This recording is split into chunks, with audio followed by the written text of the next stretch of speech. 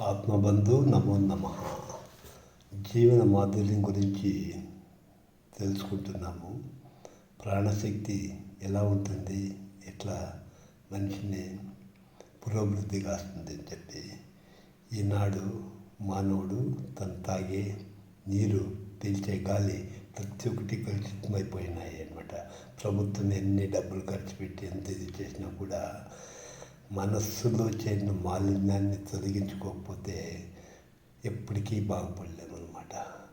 ఒక చేపను నీటిలో ఉండేదాన్ని తీసి మంచి పలుపైన పండేసి కాఫీ టీ పండిస్తే అది ఎట్లా ఉంటుంది, అట్లా ఉంటుంది మానవుని పరిస్థితి.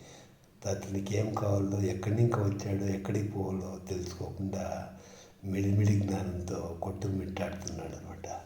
దాన్ని పూర్తిగా ఇచ్చేయాలంటే తన మనస్సు స్వస్థానానికి చేరాలి. తన మనస్సు స్వస్థానానికి మనశ్శాంతి కావాలంటే ఏం చేయాలి? మనస్సును ఆత్మతో చేర్చాలి. ఇదే చిక్కని ప్రశ్నకు సమాధానం అన్నమాట.